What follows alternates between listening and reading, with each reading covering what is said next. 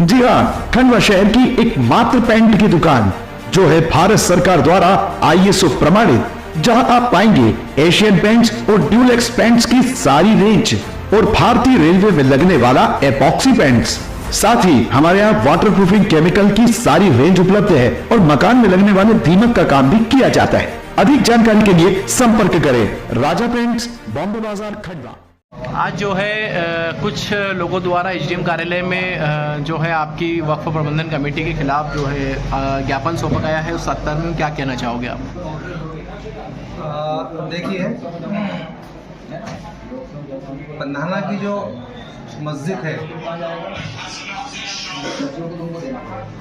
पंधाना की जो मस्जिद है, मदरसा है, ये स्टेट क्षेत्र में है और ये 1 एकड़ 69 डिसमिल ज़मीन में मस्जिद, मदरसा, दुकानें बनी हुई है।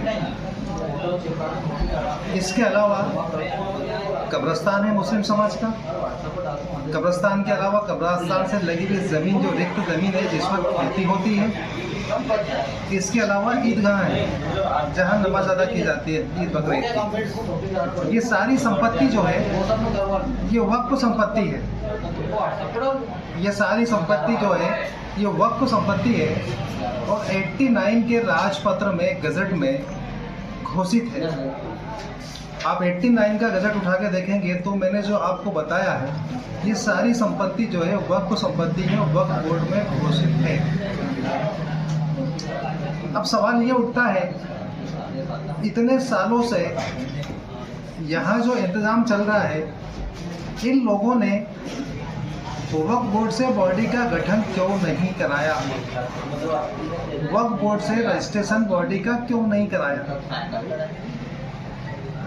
क्या ये वक्फ बोर्ड से रजिस्ट्रेशन करवा लेते तो इनको नियम से काम करना पड़ता है?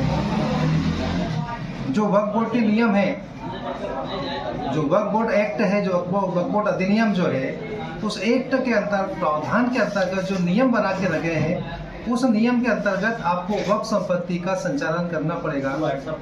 अर्थात वक्फ बोर्ड की जितनी प्रॉपर्टी है उसका आपका लेखा जोखा आपको रखना पड़ेगा। आपको साल भर में एक बार वक्फ संपत्ति की जितनी संपत्ति है वक्फ की, जिससे आपको आय होती है, उस आय को आपको वक्फ बोर्ड को दिखाना पड़ेगा कि हमें इतनी आय होती है। अब यहाँ प्रश्न ये है, मस्जिद परिसर जो 1 एकड़ 69 डिसमिल जमीन है, जो बस स्टैंड से लगी हुई है, जो क्रीम जमीन है, वहाँ पर 57 दुकानें बनी हुई है जिसमें निवाड़ क्षेत्रीय बैंक भी शामिल है। एक दुकान निवाड़ क्षेत्रीय बैंक जो है उसका जो किराया है लगभग 15,000 रुपये महीना ये लोग लेते हैं। इसके अलावा जो 56 दुकानें हैं उनसे भी किराया वसूल करते हैं। इसके अलावा जो वर्तमान सदर जो बैठे हैं, इनके 100 बाय 100 में केले के कोठे बने हुए हैं जो किराया पेड नहीं करते हैं। इनके पास में वक्फ संपत्ति को लेकर किसी प्रकार का कोई हिसाब किताब नहीं है। ये आज की डेट में जो इनलीगल रूप से, गैर कानूनी रूप से वक्फ संपत्ति का संचालन कर रहे हैं, वो जो है इनलीगल रूप से काम कर रहे हैं। वो सिर्फ अपने फायदे के लिए, अपने स्वार्थ के लिए काम कर रहे हैं और ये पद को छोड़ना नहीं चाहते हैं। जब वक्फ बोर्ड ने आवाम की अनुमति से, जब हम कुछ आवाम के लोगों के पास में गए और उनसे हमने कहा कि वक्फ बोर्ड बॉडी का गठन होना चाहिए, उनकी सहमति के पश्चात हमने वक्फ बोर्ड बॉडी का गठन किया। और आज हमने इनसे कहा कि आप हमें, इनको सूचना दी, हमने इनको लिखित में सूचना दी कि आप वक्फ बोर्ड बॉडी का गठन हो चुका है, आप जो है वक्फ बोर्ड बॉडी को समस्त चार्ज दें, साथ में हिसाब भी दें। लेकिन इन्होंने हिसाब देने से मना कर दिया। मजबूर होकर हमको जो है अनुविभागीय अधिकारी, जो सक्षम न्यायालय है सुनवाई के लिए वक्फ बोर्ड के मामले में, हमने उन्हें धारा 68 वक्फ अधिनियम के अंतर्गत एक आवेदन पत्र दिया है और उनसे ये मांगी है कि वक्फ संपत्ति का जितनी वक्फ संपत्ति है, जितने भी इनके पास डॉक्यूमेंट है, जो कैश बुक है, जो आय व्यय के पत्रक है, जो बिल वाउचर है, वो सारे हमें चार्ज में दें। सभी प्रकार के डॉक्यूमेंट दें जो उनके पास मौजूद है। मगर इन्होंने संपत्ति पर, सारे डॉक्यूमेंट पर अवैध रूप से कब्जा करके रखा है।